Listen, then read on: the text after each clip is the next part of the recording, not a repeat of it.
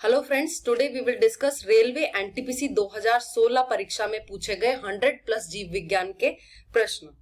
So let's begin. Question number 1, हमारे शरीर में नमक की मात्रा कितनी होती है? 1%, 2%, 0.4%, 0.6%। हमारी बॉडी में नमक की मात्रा होती है 0.4%। मेजर सॉल्ट जो हमारी बॉडी के अंदर होता है, जो सबसे ज्यादा होता है, वो है सोडियम क्लोराइड, जिसे हम कॉमन टेबल सॉल्ट, जो हमारा घर में किचन में नमक होता है वही होता है common table salt, which is around 0.4% हमारी बॉडी के अंदर पाया जाता है। So we have to remember this concentration is equivalent to the sea water. यह किसके बराबर होती है? सी वाटर के अंदर जितनी मात्रा होती है नमक की, उतनी ही मात्रा हमारी बॉडी के अंदर पाई जाती है। So here correct answer is C, that mean 0.4%।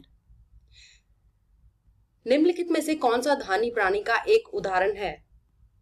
Kangaroo, well, giraffe, पालतू मुर्गा। तो सबसे पहले समझते हैं धानी प्राणी क्या होता है। धानी मीन्स होती है the animal which carry, Dhani means pouch, pouch जिसकी बॉडी में प्रेजेंट होता है, पेट के ऊपर प्रेजेंट होता है, उसको हम कहते हैं धानी प्राणी। फॉर एग्जाम्पल कैंगरू की अगर बात करें तो कैंगरू के अंदर क्या होता है? एक पाउच नुमा स्ट्रक्चर होती है इन विच दे कैरिंग द बेबी, बेबी को वो होल्ड करते हैं, इसी को हम कहते हैं धानी प्राणी। इनको इंग्लिश में हम कहते हैं मार्सूपियल। एंड ये किसकी क्लास है? मैमल की एक क्लास है, स्तनधारियों की एक क्लास होती है। तो answer, correct answer is A, that mean kangaroo is a धानी प्राणी। पाउच जिसके पास होता है वो कौन सा हो गया? कैंगरू। और इस धानी प्राणी को क्या बोलेंगे? मार्सूपियल। किसने लाइक क्योर्स लाइक होम्योपैथिक सिद्धांत प्रस्तुत किया? A Hippocrates, Samuel Hahnemann, Samuel Cockburn, George Vithoulkas. So friends, like cures like, this सिद्धांत जो था वो किसने दिया था? वो दिया था सैम्यूल हाहनेमन ने। होम्योपैथिक सिद्धांत है, इसका मतलब होता है अगर किसी सब्सटेंस को या पदार्थ को हम ज्यादा मात्रा में लेते हैं तो वो क्या करता है? आपको कॉज करता है, बीमारी कॉज करता है या डिजीज कॉज करता है। अगर हम उसे कम मात्रा में लेंगे उसी पदार्थ को, तो वो आपका उसको क्योर करेगा, उसको इलाज के रूप में लिया जाएगा। तो इसका मतलब है लाइक क्योर्स लाइक। ये सिद्धांत किसने प्रतिपादित किया था? सैम्यूल हाहनेमन ने।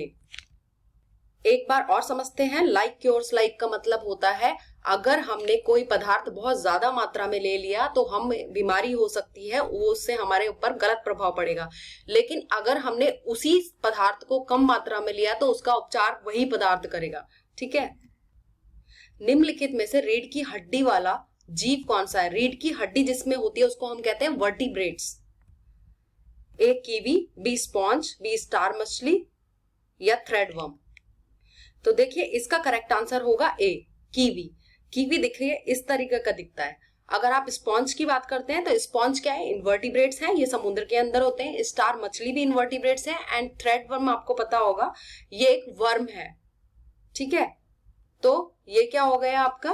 कीवी एनिमल है और इसके अंदर क्या होती है? रीढ़ की हड्डी होती है, यानी कि ये वर्टिब्रेट जीव है। So here correct answer is A. So देखिए here correct answer would be rhizobium. अगर मैं बात करती हूँ सैल्मोनेला, इकोलाई और सीडोमोनास, तो तीनों ही ये क्या करते हैं? इन्फेक्शन कॉज करते हैं ह्यूमन बॉडी के अंदर। बट राइजोबियम की अगर बात करती हूँ तो ये क्या करते हैं? नाइट्रोजन फिक्सिंग बैक्टीरिया है और ये फिक्स करते हैं नाइट्रोजन को। ये राइजोबियम जो बैक्टीरिया वो कैसे फिक्स करता है? तो देखिए राइजोबियम बैक्टीरिया होता है वो सॉइल के अंदर पाया जाता है, मिट्टी के अंदर होता है, और क्या करता है? फिक्स करता है नाइट्रोजन को लेग्यूमिनस प्लांट के लिए। ठीक है, ये आपको बात याद रखनी होगी। लेग्यूमिनस प्लांट के लिए ये फिक्स करता है नाइट्रोजन। कैसे करता है? ये क्या करता है? नोड्यूल्स को, एक गांठ नुमा स्ट्रक्चर को प्रोड्यूस करता है लेग्यूमिनस प्लांट के अंदर। And these nodule fix atmospheric nitrogen, जो एटमॉस्फेयर की जितनी भी नाइट्रोजन है उसको कन्वर्ट किस में करता है? अमोनिया में, that can be easily used by the plant for growth and development. जो भी एटमॉस्फेयर के अंदर नाइट्रोजन प्रेजेंट है उसको क्या करेगा? ये अमोनिया में कन्वर्ट कर देता है राइजोबियम बैक्टीरिया, और उस जो अमोनिया होता है वो इजीली एब्जॉर्ब हो जाता है प्लांट के द्वारा, और उसको ग्रोथ एंड डेवलपमेंट के लिए जो जरूरी होती है नाइट्रोजन वो वहां से मिल जाती है। तो बेसिकली ये सिम्बायोटिक रिलेशनशिप है। राइजोबियम जो बैक्टीरिया है वो फिक्स करता है नाइट्रोजन किसके लिए? लेग्यूमिनस प्लांट के लिए। तो here correct answer is B. निम्नलिखित के संसाधन हेतु मुख्यतः यूएचटी प्रक्रमण का प्रयोग किया जाता है। अब यूएचटी क्या है यहाँ पर, देखिए यूएचटी का मतलब होता है अल्ट्रा हाई टेम्परेचर। ये अल्ट्रा हाई टेम्परेचर जो है वो यूज किसके लिए किया जाता है, एक ये टेक्निक है जिसमें बहुत ज्यादा हाई टेम्परेचर से स्टरलाइज किया जाता है किसको, तो यहाँ पर आंसर होगा आपका दूध को, यानी कि मिल्क के स्टरलाइजेशन के लिए जब मिल्क में अंदर जितने भी बैक्टीरिया है वो कैसे डिस्ट्रॉय होते हैं, उनको कैसे मारा जाता है, इस टेक्नोलॉजी के द्वारा। ठीक है, अल्ट्रा हाई टेक्नोलॉजी है, अल्ट्रा हीट टेक्नोलॉजी, इसमें बहुत ज्यादा हाई टेम्परेचर के थ्रू, उस प्रोसेस के थ्रू मिल्क को गुजारा जाता है, जिससे कि मिल्क क्या हो जाता है, स्टरलाइज हो जाता है, जितने भी उसमें बैक्टीरिया हैं वो सब क्या हो जाते हैं, खत्म हो जाते हैं। तो बेसिकली किसके लिए है, मिल्क के स्टरलाइजेशन के लिए होती है। तो करेक्ट आंसर इज बी। आपको बस यहाँ पे यूएचटी का मतलब याद रखना है, अल्ट्रा हाई टेम्परेचर। मानव शिशु के शरीर में कितनी हड्डियां होती है, ए 206, 234, 270, 354। सो ह्यूमन जो बेबी है, मानव शिशु के अंदर कितनी बोन्स होगी, यहां पर हो जाएगा correct answer, it is around 300। So correct answer is 270। 354 is more than 300, सो ये तो नहीं होगा, इसका करेक्ट आंसर हो जाएगा 270। एंड अगर ह्यूमन एडल्ट में पूछा जाए, मानव एडल्ट में पूछा जाए कितने हैं, तो आप बताओगे 206 हड्डियां होती है ह्यूमन एडल्ट में, एंड ह्यूमन बेबी के अंदर होंगी 270। तो करेक्ट आंसर क्या हो गया, सी। मानव शरीर में दो हड्डियां आपस में कैसे जुड़ी रहती हैं, ए जोड़ों से, बी अस्थिबंध यानी लिगामेंट से, मांसपेशियों से, छोटी हड्डियों से। सो हियर यहां पर आंसर हो जाएगा अस्थिबंध यानी लिगामेंट से।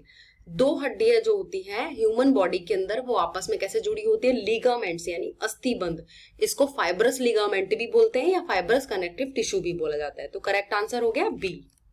आंतरिक गति निर्धारक मानव शरीर के निम्नलिखित अंगों में से कहां स्थित होता है, ए दिमाग, बी दिल, सी गुर्दा या यकृत। यहाँ पर आंतरिक गति निर्धारक का मतलब हो गया इंटरनल मोशन डिटरमाइनर, तो वो क्या हो गया, उसको हम कहते हैं दिल, यानी कि करेक्ट आंसर है दिल यानी हार्ट। आंतरिक यानी कि हो गया इंटरनल मोशन डिटरमाइनर, उसका बेसिक फंक्शन है वो क्या करता है, ब्लड को पंप करने का काम करता है, इसलिए यहां पर आंसर हो जाएगा आपका बी। बेसिकली ब्लड सर्कुलेशन का काम करता है दिल, हार्ट, तो इसलिए हम इसको कहेंगे आंतरिक गति निर्धारक। सूरज की रोशनी के संपर्क में आते ही हमारी त्वचा सांवली हो जाती है, ऐसा किसकी उपस्थिति के कारण होता है, A carotene, B ऑक्सिलोफाइट, C melanin, D फ्लोवोसान्थिन। यहाँ पर देखो करेक्ट आंसर होगा सी मेलानिन। मेलानिन क्या है, एक नेचुरल पिगमेंट होता है जो हमारी स्किन के अंदर पाया जाता है और वही हमारी स्किन के कलर के लिए रिस्पॉन्सिबल होता है। ठीक है, जैसे ही हमारी बॉडी पे सनलाइट पड़ती है, अल्ट्रावायलेट रेज पड़ती हैं, तो वो क्या करता है, उसको एब्सॉर्ब कर लेता है टू सेव और protect us from the UV rays. जितनी भी यूवी किरणें, अल्ट्रावायलेट रेजेस आती हैं सन से, उनसे हमें हमारी स्किन को बचाता है मेलानिन, और उसी की वजह से जैसे ही टेम्परेचर इंक्रीज होता है, मेलानिन ज्यादा प्रोड्यूस होने लग जाता है टू सेव अवर स्किन, और उसके कारण ही हमारी स्किन कैसी दिखती है, सांवली दिखने लगती है। तो here correct answer is C, melanin is a pigment, natural pigment. निम्न में से कौन सा हार्मोन थायराइड ग्रंथि द्वारा स्त्रावित नहीं होता, A thyroxine, B calcitonin, C triiodothyronine and D thymosin. देखिए thyroxine, calcitonin and triiodothyronine, thyronine, ये तीनों स्त्रावित होते हैं किससे, थायराइड ग्लैंड से। और थैमोसिन किससे होता है, इसको थाइमोसिन बोलते हैं, थाइमोसिन होता है थाइमस ग्लैंड से। ठीक है, तो यहाँ करेक्ट आंसर क्या हो जाएगा, डी थैमोसिन, यानी कि thymosin is not secreted by the thyroid gland. बाकी थायरोसिन याद रखना है, कैल्सिटोनिन एंड ट्राईआयोडोथायरोनिन, ये तीनों किससे स्त्रावित होते हैं, थायराइड ग्लैंड से। पसीने वाली ग्रंथियां मानव शरीर के किस अंग में मौजूद होती है, गुर्दा, यकृत, अग्नाशय या त्वचा। देखिए पसीने वाली ग्रंथियां होती है, स्वेट ग्लैंड भी बोलते हैं जिसको, ये हमारी बॉडी के कहाँ होती है, त्वचा के अंदर होती है, सभी को मालूम है। तो आंसर क्या हो जाएगा, करेक्ट आंसर इज डी। निम्नलिखित में से कौन सा कथन सत्य है, ए सामान्यतः बीज बोने से पूर्व खाद डाली जाती है, बी खाद मृदा को हानि पहुंचा सकती है, उर्वरकों का प्रयोग किसी भी फसल के लिए किया जा सकता है, खार गैर स्थूल होती है। तो देखिए यहाँ पर करेक्ट आंसर होगा कौन सा कथन सत्य है, यानी कि करेक्ट आंसर पूछा है, तो यहाँ पर हो जाएगा सामान्यतः बीज बोने से पूर्व खाद डाली जाती है, तो करेक्ट आंसर हो गया ए। निम्नलिखित में से कौन मानव विज्ञान के अध्ययन का एक भाग है? A ornithology, B anthropology, C ichthyology, D cosmetology. Here ornithology means हो गया स्टडी ऑफ बर्ड्स, यानी पक्षियों का जिसमें अध्ययन किया जाता है उसको हम कहते हैं ऑर्निथोलॉजी। एंड इक्थियोलॉजी, इक्थियोलॉजी का क्या मतलब हो गया? इसमें फिशेस का अध्ययन यानी मछलियों का अध्ययन किया जाता है। एंड कॉस्मेटोलॉजी जिसके अंदर कॉस्मेटिक साइंस होती है, कॉस्मेटिक के बारे में जाना जाता है, ठीक है। Now left is anthropology. Anthropology क्या है? It's a scientific study of human being और ह्यूमन बिहेवियर का जिसमें अध्ययन किया जाता है, मानव विज्ञान के अध्ययन का एक भाग है, इसे हम कहते हैं एंथ्रोपोलॉजी। तो करेक्ट आंसर क्या हो जाएगा? बी, यानी कि सी, हेयर सी। श्वसन प्रक्रिया में मानव उत्सर्जित करता है। श्वसन प्रक्रिया मीन्स रेस्पिरेशन, गैसों का मिश्रण, carbon monoxide, oxygen, carbon dioxide. तो हेयर करेक्ट आंसर क्या हो गया? Carbon dioxide, D.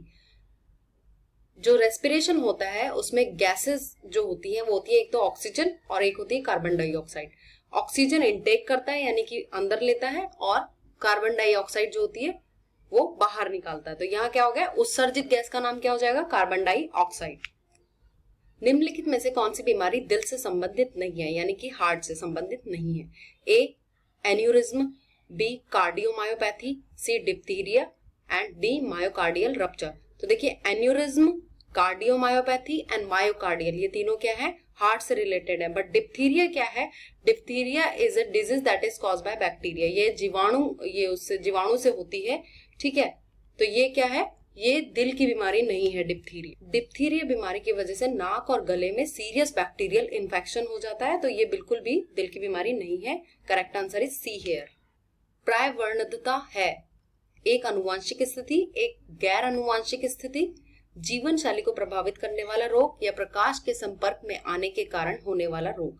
तो प्रायवर्णतता का मतलब होता है कलर ब्लाइंडनेस। कलर ब्लाइंडनेस में क्या होता है? बेसिकली कलर को डिफरेंशिएट नहीं कर पाता उसमें, ठीक है। कलर डिफरेंशिएशन का मतलब क्या होता है कि जैसे कोई कलर है तो उनमें अलग अलग कलर को वो पहचान नहीं पाता है, तो ये एक क्या है? जेनेटिक रोग है। जेनेटिक यानी अनुवांशिक रोग होता है, अनुवांशिक डिजीज है, ठीक है।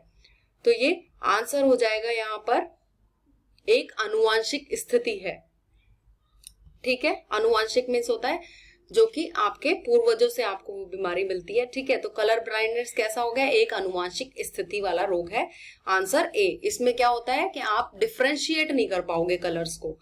ग्रीन, ब्लैक जो भी कलर होंगे वो 3-4 कलर होते हैं, वो आप बेसिक कलर नहीं पहचान पाते, उसी को हम कहते हैं कलर ब्लाइंडनेस। जीव विज्ञान में डीएनए का विस्तृत रूप है do not accelerate, deoxyribonucleic acid, digital network architecture, या डिजाइनेटेड नेशनल अथॉरिटी। देखिए डीएनए क्या होता है? डीएनए होता है deoxyribose nucleic acid which is present in your nucleus. ये केंद्रक में होता है, सेल के अंदर होता है, जो क्या करता है? आपके जेनेटिक कैरेक्टर्स को पोजेस करता है, ठीक है। तो डीएनए का मतलब क्या हो गया? Deoxyribose nucleic acid. तो करेक्ट आंसर हो जाएगा यहाँ बी। निम्नलिखित में से कौन समान है? सामान्य सर्दी, जुकाम, दाद, आंख आना, काली खांसी। ए ये सभी गैर संक्रामक बीमारियां हैं। नहीं, ये सभी क्या है? संक्रामक बीमारियां है, इन्फेक्शन है।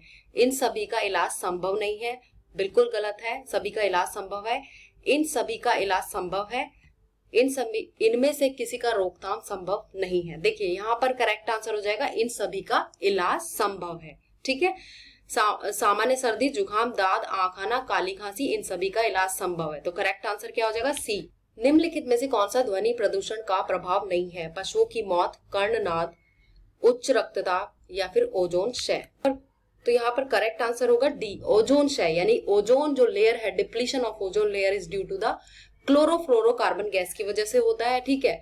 और हेलोन गैसेस जो बढ़ जाती हैं उन्हीं की वजह से होता है। बाकी पशुओं की मौत या टिनिटस, उच्च रक्तदाब, ये सभी क्या है? ध्वनि प्रदूषण के कारण होने वाले रोग हैं। टिनिटस मीन्स होता है आपके कानों में थोड़ी सी रिंगिंग टाइप ऑफ रिंगिंग और थोड़ी सी साउंड सुनाई देने लगती है, ठीक है। और आपको सुनाई कम देने लगता है बाद में, ठीक है। तो ये सभी कैसे हैं? ध्वनि प्रदूषण यानी साउंड पोल्यूशन की वजह से होते हैं, एंड ओजोन शो जो क्षय है वो इसकी वजह से नहीं होता है। ठीक है, तो करेक्ट